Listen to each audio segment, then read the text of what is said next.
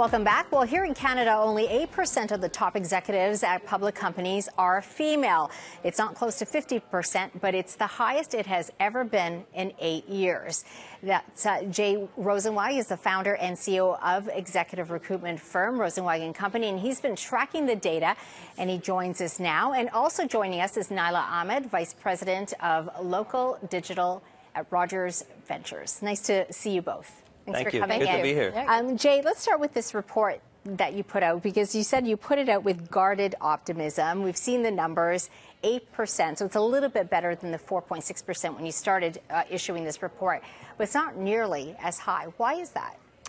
Well, if one were to talk about discrimination as being severely prejudicial treatment of women in the workplace, I think we're past those days, which is a great thing. But there are these systematic barriers that I think are still holding women back.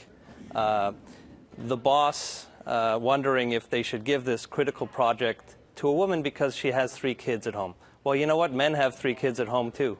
That woman has a husband who also has childcare responsibilities.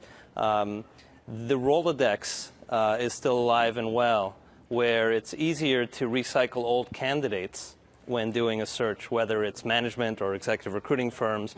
And we know, given the 8% statistic, that the people at the top are male, so you're recycling old male candidates if you don't do the original research.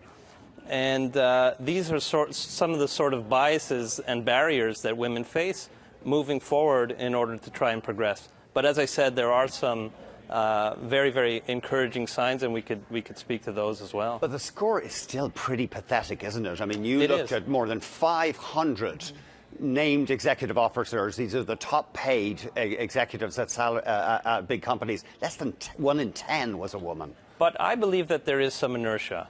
If you look at the fact that 60% of university graduates are now female, if you look at the fact that 50% of our workforce is now female, and if you look at the fact, for example, that 50% of the provincial premiers are now female, representing 87% of the population, coupled with the fact that we have now doubled the numbers, I feel that despite the fact the numbers are low, the inertia is going to continue, and the speed of change, although from a corporate point of view, it's been slower than the other paces of change, I think it'll speed up, and we choose to look at the glasses being half full rather than half empty.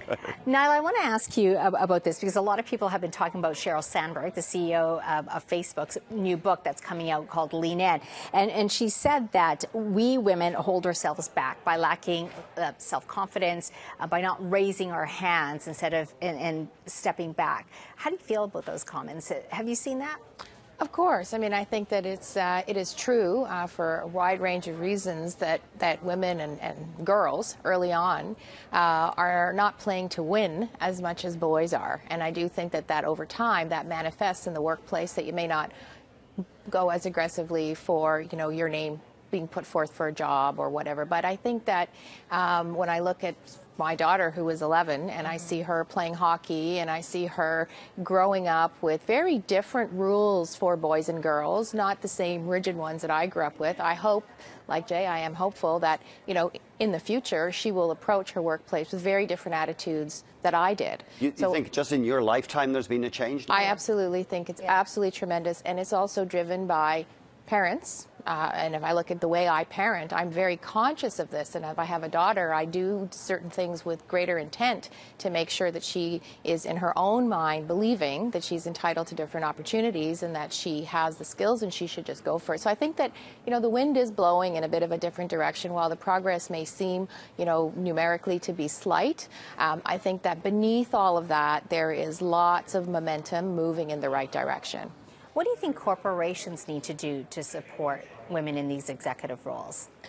It starts with awareness. I mean, I think that, if in any corporation, everybody that comes to work every day is really motivated by making the company perform the best that it could perform.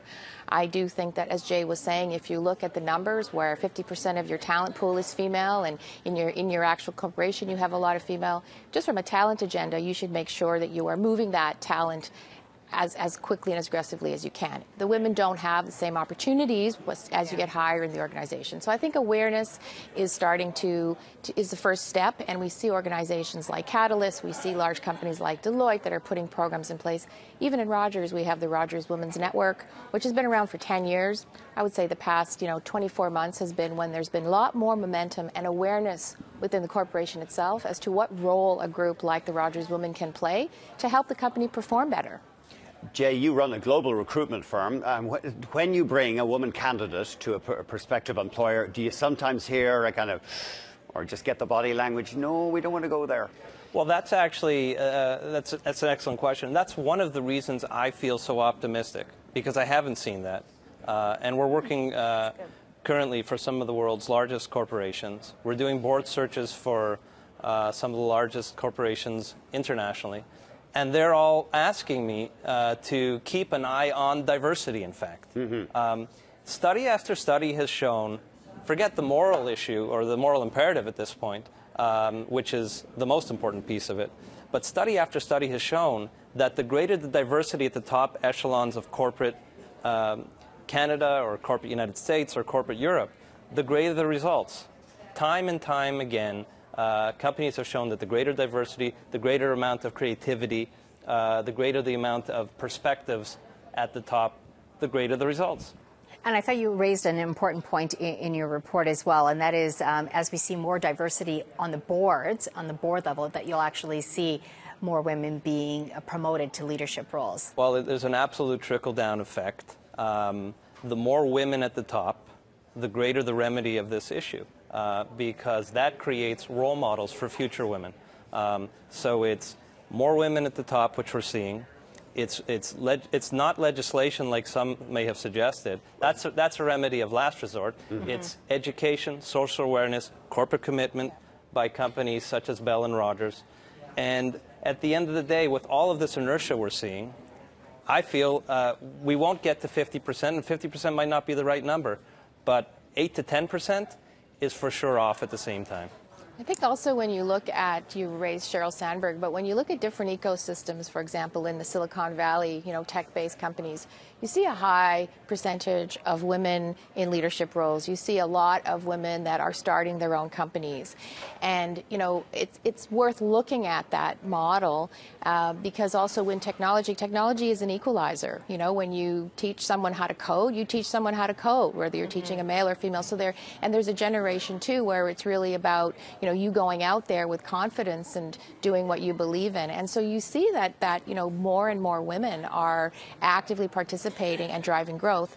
But really, I think it's because that is an ecosystem that's based on innovation. And so if they want their companies to succeed, they're going to make sure that every possible idea, every possible perspective is voiced and that it's taken into consideration. Yeah. And I think that's a really good example. I can't think of an equivalent, though, to a female equivalent to Mark Zuckerberg or Sergey Brin yet. No, but if you look at Marissa Mayer and Marissa what she's Mayer. doing at Yahoo and what she's been doing at Google. She was brought in to turn around a company. Yes. While 2 months pregnant. Yeah.